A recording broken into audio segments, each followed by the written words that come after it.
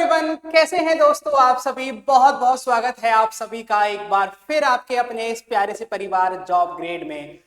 साथियों, मैं कृष्ण सैनी आपका साइंस मेंटोर आप सभी का दिल खोलकर स्वागत करता हूं आपके अपने इस प्यारे से परिवार जॉब ग्रेड में।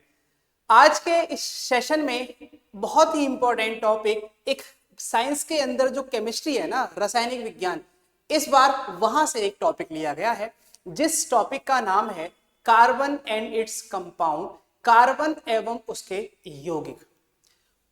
कोई ऐसा एग्जाम नहीं होगा जहां कार्बन एंड इट्स कंपाउंड से क्वेश्चंस आपको ना मिलते हो। जब इतना ही इंपॉर्टेंट टॉपिक है तो क्यों ना एक शानदार वे में जो हमने शानदार शुरुआत की है इस टॉपिक को भी स्टार्ट करते हैं। तो चलिए दोस्तों, आज की इस छोटे सेशन में जबरदस्त रहने वाला है जिसमें आपको बहुत सारी चीजें सीखने को मिलने वाली हैं।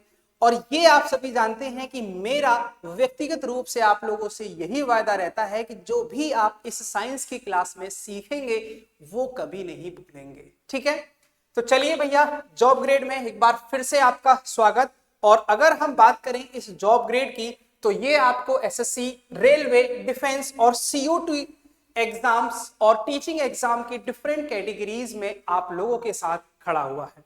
साथ ही आप हमारा जो एप्लीकेशन है उसको डाउनलोड करेंगे क्योंकि इसमें आपको live classes plus mock test, अलग अलग डिफरेंट समय पर आपको गाइडेंस मिलने वाली है, डिफरेंट ई बुक्स और बहुत सारी चीजें आपको इस एप्लीकेशन पर मिलने वाली है। ठीक है, तो इस एप्लीकेशन को जरूर डाउनलोड करें। और आज का जो हमारा फेवरेट टॉपिक है वो है carbon and its compound, carbon एवं उसके यौगिक। ठीक है, तो दोस्तों अगर हम बात करें, सर एलिमेंट्स तो 118 है लगभग, चैप्टर यही क्यों बना कार्बन एंड इट्स कंपाउंड? कभी सोचा आपने? सर कार्बन और उसके यौगिक ही क्यों चैप्टर बना, जबकि जो हमारे कंपाउंड है भाई, ऑक्सीजन एंड इट्स कंपाउंड भी हो सकता था, नाइट्रोजन एंड इट्स कंपाउंड भी हो सकता था, हाइड्रोजन एंड इट्स कंपाउंड भी हो सकता था। एक्चुअल में कार्बन ही एक ऐसा एलिमेंट है जिसके पास अपार शक्तियां हैं, जिन शक्तियों से वो बहुत सारे कंपाउंड फॉर्म कर सकता है। कितने सर? 1, 2, 10, 20, 10,000, 20, अनलिमिटेड कंपाउंड्स बना सकता है। अनलिमिटेड कंपाउंड बना सकता है आपका ये कार्बन, इसीलिए हम पढ़ते हैं कार्बन एंड इट्स कंपाउंड। आई बात समझ में? अब ऐसा क्यों है ये जानेंगे इस चैप्टर में। आइए तो स्टार्ट कर देते हैं। तो कार्बन एवं उसके यौगिक के अंदर हम सबसे पहले कार्बन के बारे में जानते हैं। भैया कार्बन क्या है? तो इसका दोस्तों जो एटॉमिक नंबर होता है सबसे पहले उसको पकड़ो, वहीं से स्टार्ट करेंगे, है ना। तो एटॉमिक नंबर पर अगर हम थोड़ा सा ध्यान दें तो इसका एटॉमिक नंबर 6 होता है भाई hydrogen, helium, lithium, beryllium, boron, फिर कार्बन आ जाता है 6ठे नंबर पर, है ना। अच्छा, इसका इलेक्ट्रॉनिक विन्यास यानी कि इलेक्ट्रॉनिक कॉन्फ़िगरेशन अगर हम करें तो वो भी आपको आता है, इलेक्ट्रॉनिक कॉन्फ़िगरेशन। ठीक है, जिसको हम इलेक्ट्रॉनिक विन्यास यानी कॉन्फ़िगरेशन को विन्यास नाम से भी जानते हैं। क्लासेस बाइलिंगुअल रहेगी क्योंकि जो भी हमारे हिंदी मीडियम यानी जो हिंदी वर्ग के विद्यार्थी हैं उन्हें किसी भी प्रकार की दिक्कत ना हो। ठीक है, तो इलेक्ट्रॉनिक विन्यास अगर हम 6 का करेंगे तो बेसिकली क्या हो जाएगा, 2,4, मतलब इसके बाहर वाली शेल में आगे 4 इलेक्ट्रॉन। अब इससे क्या हुआ, समझिए बात को। ये कार्बन आपने कहीं भी 4+ लिखा हुआ नहीं देखा होगा, कहीं भी आपने कार्बन को 4- नहीं लिखा हुआ देखा होगा। ये क्या होता है सर? देखिए, अगर मैं आपसे बात करता हूं दोस्तों Na+Cl-, इसका क्या मतलब है? इतनी प्रीवियस नॉलेज मैं मानता हूं आप लोगों को होगी। भाई Na+ का मतलब है कि इसने एक इलेक्ट्रॉन डोनेट किया था। एक्चुअल में Na का मतलब है सोडियम, जिसका इलेक्ट्रॉनिक कॉन्फ़िगरेशन होता है 281। ये एक इलेक्ट्रॉन डोनेट कर देगा तो इस पर पॉजिटिव चार्ज आ जाएगा जिसको हम बोलेंगे 28। ऐसे ही क्लोरीन 287 एक इलेक्ट्रॉन ले लेगा तो उस पर नेगेटिव चार्ज आएगा तो 288 हो जाएगा, है ना। लेकिन इसको हम फोर, देखो दो तरीके हैं, या तो ये 4 इलेक्ट्रॉन ले ले या 4 इलेक्ट्रॉन दे दे। तो 4 इलेक्ट्रॉन देगा तो प्लस आएगा, 4 इलेक्ट्रॉन लेगा तो माइनस आएगा, लेकिन इसके अंदर दोनों ही संभव नहीं है। पहली चीज क्यों नहीं है, देखो 4 इलेक्ट्रॉन गेन देना मतलब गिव अवे कर देना, लूज कर देना, बहुत सारी एनर्जी चाहिए, बहुत सारी, ठीक है। 4 इलेक्ट्रॉन ले लेना फिर 10 इलेक्ट्रॉन्स को होल्ड करना, ये भी इम्पॉसिबल है। तो ये दोनों चीजें इम्पॉसिबल है। अब हमारे पास एक तीसरा हथियार बचता है जिसको हम बोलते हैं शेयरिंग ऑफ इलेक्ट्रॉन, है ना। क्या बोलते हैं भैया, इलेक्ट्रॉन का सह संयोजन, शेयरिंग करना, कि भाई आधा खाना तुम खा लो आधा मुझे दे दो। अब इसमें ये इलेक्ट्रॉन की क्या करेगा, शेयरिंग करेगा। बात समझ में आई नहीं आई? इसीलिए इसकी एक प्रॉपर्टी ये हो गई कि ये भाई बीच में बैठ के तुमसे भी शेयर कर लेगा, तुमसे भी कर लेगा, तुमसे भी कर लेगा, ठीक है। तो ये one of the important property to make very very wide compound, बहुत सारे कंपाउंड्स बनाने की एक सिंपल सी ये प्रॉपर्टी है, ठीक है। आप बोलोगे यस सर समझ में आ गया, मस्त तरीके से, ठीक। अच्छा ये देखिए यहाँ पर इसका इलेक्ट्रॉनिक कॉन्फ़िगरेशन दिखाया गया है भाई। जैसा कि हम बहुत भली बात ही जानते हैं कि ये तो वाला जो पार्ट है ये न्यूक्लियस हो गया। आप बोलोगे हाँ सर इसमें कौन सी नई बात है, ये हमारा जो पार्ट है ये न्यूक्लियस हो गया, ठीक है। न्यूक्लियस के ऊपर ये वाली पहली शेल हो गई जिसको आप के बोलते हो, फिर ये एल दूसरी शेल हो गई, है ना, जिसको ऑर्बिट्स बोलते हैं, शेल्स बोलते हैं। तो पहली सेल में आप ध्यान से देखेंगे तो आपको दिखेगा भाई 2 इलेक्ट्रॉन हो गए, 1 2 फिर ये वाले, है ना, और दूसरी में 1 2 3 4 4 इलेक्ट्रॉन ये वाले हो गए कि नहीं हो गए? आप बोलोगे यस। तो 2,4 ये इलेक्ट्रॉन इसमें हो गए, ठीक है। तो इस तरीके से इसका क्या हो गया, इलेक्ट्रॉनिक विन्यास हो गया। क्लियर? ये सारी चीज हमको समझ में आती है। तो एक चीज हमें यहां से बहुत अच्छे समझ में आ गई भैया कि कौन सा बॉन्ड बनाएगा, कोवलेंट बॉन्ड बनाएगा। और कोवलेंट बॉन्ड सिंपल कैसे बनते हैं, शेयरिंग करके। कैसे बनते हैं, शेयरिंग ऑफ इलेक्ट्रॉन, इलेक्ट्रॉन को शेयर करना, शेयरिंग ऑफ इलेक्ट्रॉन।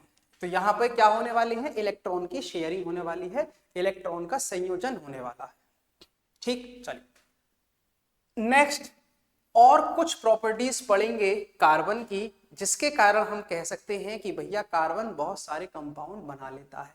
जिसमें से पहली प्रॉपर्टी है कैटिनेशन, है ना। ये प्रॉपर्टी बहुत ज्यादा इंपॉर्टेंट है। इंपॉर्टेंट का मतलब है कि कई बार एग्जाम में पूछी जा चुकी है। क्या होती है, श्रृंखलन इसको हिंदी में बोलते हैं। तो आइए श्रृंखलन को ही पहले समझते हैं। देखो एक कार्बन एटम ये है, दूसरा कार्बन एटम ये है, तीसरा कार्बन एटम ये है। तो एक कार्बन एटम से दूसरे कार्बन एटम के जुड़ने की जो टेंडेंसी, जो प्रवृत्ति होती है, उसी को हम कैटिनेशन यानी कि श्रृंखलन बोलते हैं। इनको कहीं भी ले जाइए, इधर ले जाइए भैया, इधर ले जाइए, ये जुड़ेगा।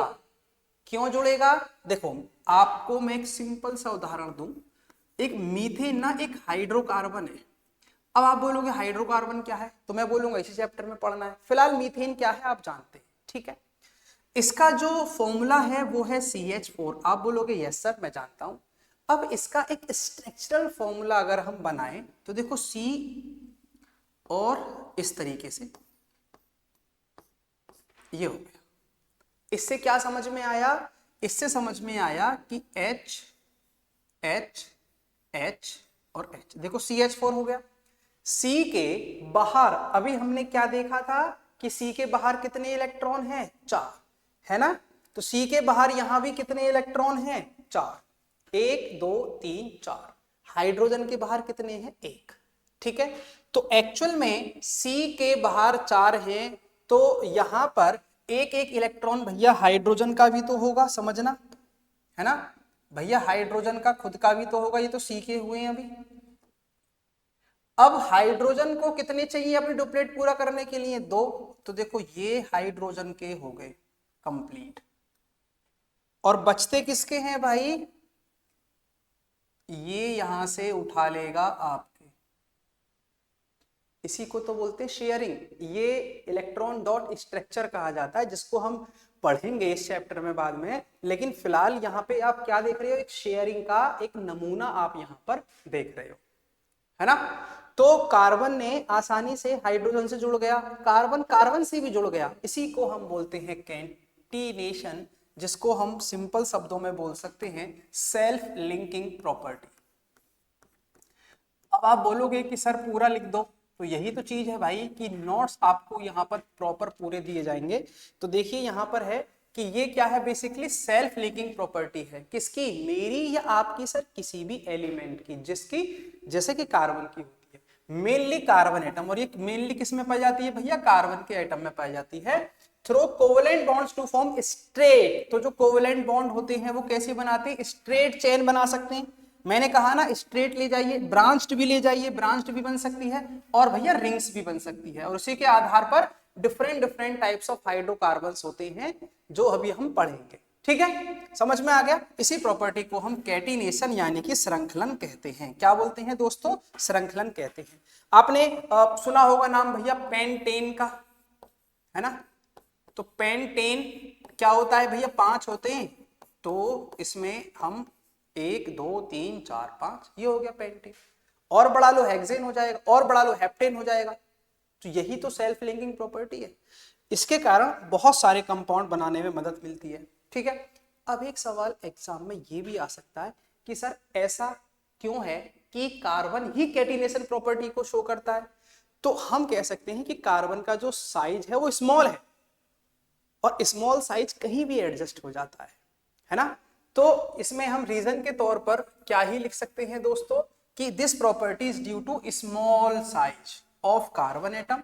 दूसरा, the great strength of carbon bond, यानी कार्बन और कार्बन के बीच का जो बॉन्ड होगा वो अच्छा खासा बॉन्ड होगा, उसकी स्ट्रेंथ अच्छी खासी होगी।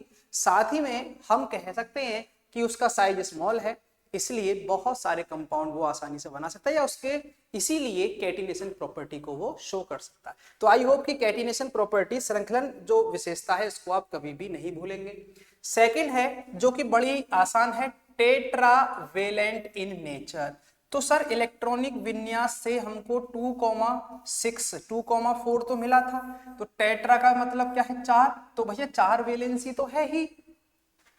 अब 4 वैलेंसी का मतलब है कि ये ना तो इलेक्ट्रॉन गेन करेगा ना लूज करेगा, ये शेयर करेगा, और शेयर करना हमेशा आसान होता है। शेयर करना हमेशा आसान होता है दोस्तों, बात को समझिएगा।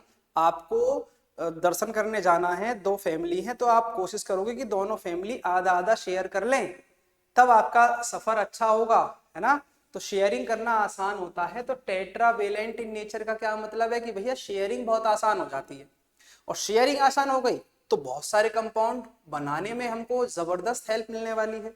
तो इसमें हम कह सकते हैं कि टेट्रावेलेंसी का क्या मतलब है कि जो कार्बन की जो वैलेंसी है वो है 4। वैलेंसी जो आउटर मोस्ट शेल में इलेक्ट्रॉन मौजूद होते हैं उसको वैलेंस इलेक्ट्रॉन कहते हैं, लेकिन अपने ऑक्टेट या डुप्लेट मतलब अपनी बाहर वाली कक्ष को पूरा भरने के लिए जितने इलेक्ट्रॉन की आवश्यकता होती है, गेन की या फिर देने की या लेने की, दोनों की, उसको उसकी संयोजकता बोलते हैं, जिसको कंबाइनिंग कैपेसिटी भी कह सकते हैं सिंपल शब्दों में। देखो 2 चीजें होती हैं, एक होता है वैलेंस इलेक्ट्रॉन, जैसे कि मैंने कहा सोडियम, तो सोडियम 281 हो गया, तो ये इसका वैलेंस इलेक्ट्रॉन है। वैलेंसी क्या होगी, इसको अपना बाहर वाली कक्ष को पूरा करने के लिए 2 तरीके हैं, या तो ये 7 ले ले या 1 डोनेट कर दे। तो 7 तो ले नहीं सकता भाई, उसके लिए ज्यादा एनर्जी चाहिए, तो ये 1 डोनेट करेगा। आई बात समझ में। तो इसके लिए जब ये 1 डोनेट करेगा तो इसको हम क्या बोलेंगे, फिर Na+ बोलेंगे, जिसका इलेक्ट्रॉनिक विन्यास क्या हो जाएगा, 2,8 हो जाएगा। तो ये सारी चीजें आप सभी को पता है। तो यहाँ पर सिंपल सा लॉजिक क्या है कि वैलेंसी भी 1 हो गई और वैलेंस इलेक्ट्रॉन भी 1 हो गया यहाँ पर। ठीक, अच्छा, जब वैलेंसी 4 है यानी टेट्रा वैलेंसी है, वैलेंसी 4 है, तो क्या होगा, capable of bonding with 4 other atoms of carbon and some hetero atoms with single covalent bond. तो भैया दूसरे कार्बन के एटम से या किसी और एलिमेंट के एटम से आसानी से जुड़ने की काबिलियत रखता है। वो डबल बॉन्ड हो सकता है, ट्रिपल बॉन्ड हो सकता है, कोई भी बॉन्ड हो सकता है। जैसे आगे चल के फंक्शनल ग्रुप में हम पढ़ेंगे, सी और ओ के बीच में डबल बॉन्ड है भाई, ट्रिपल बॉन्ड भी हो सकता है। ठीक है, नेक्स्ट और जो कि बहुत जबरदस्त प्रॉपर्टी है वो है आइसोमेरिज्म। ठीक है, इस आइसोमेरिज्म की अगर मैं दोस्तों बात करूं ना, तो जब हम हाइड्रोकार्बन्स को पढ़ लेते हैं भाई, मीथेन, इथेन, प्रोपेन, ब्यूटेन, इन सबको पढ़ लेते हैं तो ज्यादा अच्छे से समझ में जब आती है। लेकिन अगर आपको ये प्रीवियस नॉलेज है तो ये आइसोमेरिज्म आपको समझ में आएगा, चूंकि इसकी प्रॉपर्टी है और इसको हेल्प करती है कि कार्बन के बहुत सारे कंपाउंड बने, इसलिए इसको हम यहीं पर पढ़ेंगे। ठीक है, अगर कुछ रह जाता है कि सर अभी समझ में नहीं आया, मैंने कभी यही नहीं पढ़ा कि मीथेन, इथेन, प्रोपेन क्या होते, मतलब आपने कभी हाइड्रोकार्बन नहीं पढ़ा, तो उसके लिए आप होल्ड करिए, आपको तब उसके बाद समझ में भी आ जाएगा, है ना। देखो आइसोमेरिज्म सिंपल सा एक लॉजिक है। आपने सुना होगा मेरे भाई पेंटेन, अब जिसने पेंटेन सुना है तो भाई उनको तो समझ में आ जाएगा, है ना। आपने सुना होगा पेंटेन से पहले ब्यूटेन आता है, क्लास 10th में पहली बार हम इसको पढ़ते हैं, है ना। तो ब्यूटेन का जो जनरल फॉर्मूला यानी कि जो फॉर्मूला बनेगा भाई, मीथेन, इथेन, प्रोपेन, ब्यूटेन चौथे नंबर पे आएगा, और ये हो जाएगा C4H10, और ये हो जाएगा 5वें पे आएगा C5H12। ठीक है, समझना। अब ये इसको हम बोलते हैं मॉलिक्यूलर फॉर्मूला। ये दोनों क्या हो गए, ये दोनों हो गए मॉलिक्यूलर फॉर्मूला। आप बोलोगे ठीक है सर, आप कह रहे हो तो मान लेते हैं।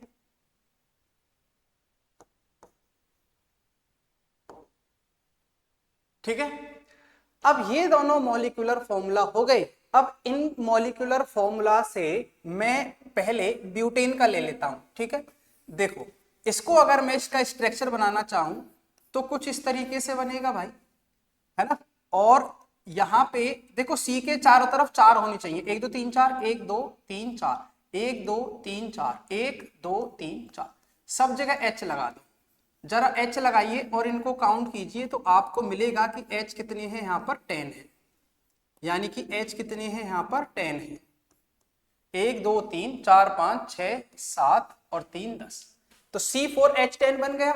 ठीक है, अच्छा अगर हम अब ये इसका मॉलिक्यूलर फॉर्मूला का स्ट्रक्चरल फॉर्मूला बना लिया, इसके दो स्ट्रक्चरल फॉर्मूले बन सकते हैं, यानी कि मॉलिक्यूलर फॉर्मूला तो यही रहेगा C4H10, लेकिन स्ट्रक्चरल फॉर्मूला अलग अलग हो जाएगा। इसी प्रॉपर्टी को हम बोलते हैं आइसोमेरिज्म। ठीक है, बना के दिखाता हूं मैं आपको, है ना। देखिए, तो एक तो ये बना स्ट्रक्चरल फॉर्मूला, एक और बन जाएगा, एक ये बन गया। सर देखो आप ये मत सोचना कि ये था पहले वाला, इसको हटाइए नीचे लगा दो, ये और ये सेम है, अगर डिफरेंट होगा तो यहां लगेगा यहां। ठीक है, तो देखो इस वाले सी के 4 हो गए, इस वाले सी के 4 हो गए, इस वाले सी के 4 हो गए। ठीक है, और एक इस वाले सी के भी 4 हो गए। गिन लो एच कितने, 1 2 3 4 5 6 7 8 9 और 10। ठीक है, तो इसको तो हम बोलेंगे एन ब्यूटेन, अभी ये IUPAC नेम में भी पढ़ेंगे आप, है ना। और इसको हम बोलेंगे आइसोब्यूटेन। तो आपने क्या देखा मित्रों, सर हमने एक चीज देखी, पता है क्या, कि स्ट्रक्चरल फॉर्मूला तो सेम है C4H10, सॉरी मॉलिक्यूलर फॉर्मूला तो सेम है, लेकिन स्ट्रक्चरल फॉर्मूला बदल गए, ये एन ब्यूटेन है तो ये आइसोब्यूटेन है। और देखिए नजारा पेंटेन का, है ना, 2 के ही आपको आने चाहिए। क्वेश्चन आएगा कि ब्यूटेन के कितने आइसोमर हो सकते हैं, 2, क्वेश्चन आएगा पेंटेन के कितने आइसोमर हो सकते हैं, 3। ठीक है, मैं आपको दिखाता हूं, देखो कौन कौन से। तो अभी हम यहां पर किसके बारे में बात कर रहे हैं, हम बात कर रहे हैं दोस्तों पेंटेन के बारे में, है ना, जिसका फॉर्मूला कितना होता है C5H12, राइट। तो पहला तो इसका देखिए सिंपल बन जाएगा, भाई 1 2 3 4 5, अब हम हर जगह एच लगाएंगे, ठीक है, तो लगा नहीं रहे हैं, उसको सिर्फ काउंट कर लेंगे। 1 2 3 4 5 6 7 8 9 10 11 12, ठीक है, एक तो ये बन गया पहला। इसको हम क्या नाम देंगे? N pentane. अब आ जाओ दूसरे पर।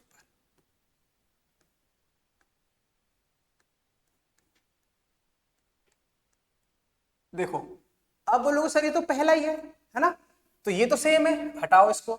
सर यहां अब भी ये सेम है, ठीक है, तो इसको अलग करना है, तो अलग कैसे होगा? यहां, अब देखो यहां पे लगा दीजिए आप, सब जगह एच एच लगाएंगे तो आपको क्या मिलेगा? 12 एच। लगा के देखें, देखो 1 2 3 4 5 6 7 8 9 10 11, अच्छा ये कहीं रह गया, लगा दे देते हैं, H H H, 1 2 3 4 H H, ठीक है, एक इसका एच हो गया, एक इसका एच हो गया, एक इसका एच हो गया, एक इसका एच हो गया, एक इसका, गिन लीजिए 1 2 3 4 5 6 7 8 9 10 11 12, ठीक है, एक बार फिर से गिन लो, 1 2 3 4 5, ठीक है, 6 7 8 9 10, अच्छा एक वो लगा ही नहीं है अभी इसमें, अभी इसमें सी ही कम है, एक 1 2 3 4 और 5, अब आएगा, ठीक है, अब लगा ली, सी ही कम था भाई उसमें, तो कहां से आ जाता? हाँ, अब देखो 1 2 3 4 5 6, ठीक है, 7 8 9 10 11 12, तो 12 एच है और 5 सी है, ठीक है, इसको जो हम नाम देंगे, इसको नाम देंगे आइसोपेंटेन। अब आप बोलोगे सर इसका आईयूपीएसी नेम कुछ और हो सकता है मैं बता दूंगा, लेकिन आईयूपीएसी नेम अभी हमने डिस्कस नहीं किए हैं दोस्तों, उसको भूल जाइए, है ना। तीसरा और लास्ट 1 2 3 और एक, देखो आइसो का मतलब होता है कि एक चेन होती है लेकिन उसमें नंबर 1 पर दूसरा ग्रुप आ जाए, है ना, यहां पे 2 ग्रुप आ जाए, देखो सी के चारों तरफ कितने होने चाहिए? 4, 1 2 4 हो गए, इसकी तरफ तो 4 है ही, है ना, एक सी यहां होना चाहिए, तो 1 2 3 1 2 3 1 2 3, तो 3 3 3 3 3 चौक 12, और सी कितने? 1 2 3 4, तो ये भी C4H12, लेकिन इसका नाम क्या बन गया? नियोपेंटेन। क्या बन गया दोस्तों इसका नाम? नियोपेंटेन। तो कितनी खूबसूरत प्रॉपर्टी है, इसी प्रॉपर्टी को आइसोमेरिज्म कहते हैं। तो क्यों ना मैं कहूं कि कार्बन बहुत सारे कंपाउंड बना लेगा, क्यों ना मैं कहूं, ठीक है दोस्तों। तो आई होप कि ये सारी चीजें आपको समझ में आ गई होंगी। इसी प्रॉपर्टी को हम क्या बोलते हैं? आइसोमेरिज्म बोलते हैं। तो compounds having the same molecular formula, तो मॉलिक्यूलर फॉर्मूला तो कैसा है? सेम है, बट डिफरेंट स्ट्रक्चरल फॉर्मूला। और जब स्ट्रक्चरल फॉर्मूला डिफरेंट हो गया, जब नाम डिफरेंट हो गए, तो काम भी डिफरेंट हो गया। और काम को हम केमिस्ट्री की लैंग्वेज में बोलेंगे प्रॉपर्टीज। कैसी हो गई? वो भी अलग हो गई, इसीलिए हम उसको आइसोमेरिज्म बोलते हैं और इसी फिनोमिना को आइसोमेरिज्म बोलते हैं। तो आई होप कि आइसोमेरिज्म का ये फिनोमिना आपको समझ में आया होगा। हर क्लासेस की बात करें तो और ज्यादा आइसोमेरिज्म आपको पढ़ने हैं, लेकिन कॉम्पिटिटिव एग्जाम के लिए ब्यूटेन से पहले का कोई, यानी ब्यूटेन से पहले का कोई भी आइसोमर नहीं बनेगा। ब्यूटेन से ही स्टार्ट होंगे, 2 होंगे, पेंटेन के 3 होंगे, ठीक है। ये 2 एग्जाम्पल आपको जरूर याद रखने हैं, ठीक है दोस्तों। चलिए, बाकी और इससे बेहतर गाइडेंस के लिए भाई, गवर्नमेंट जॉब का सपना पूरा करने के लिए जॉब ग्रेड परिवार से आप सभी को जुड़ना है। कभी भी ये परिवार आपको उदास नहीं करेगा, मेरी गारंटी है दोस्तों, व्यक्तिगत रूप से, कि आप सभी लोगों के लिए बहुत मेहनत ये परिवार करेगा, ठीक है। तो इसके अलावा आप हमारे जो एप्लीकेशन है उसको डाउनलोड करेंगे। आप जो चैनल है हमारा यूट्यूब का, उसको सब्सक्राइब अवश्य करेंगे। इस पर आपको धीरे धीरे डे बाय डे 1-1% का इंक्रीमेंट दिखता रहेगा। डे बाय डे जो हमारी क्लासेस हैं वो बढ़ती रहेंगी और डे बाय डे आपसे जो जुड़ने का सिलसिला है वो भी बढ़ता रहेगा और आप लोगों का प्यार हमारे प्रति वो भी बढ़ता रहेगा।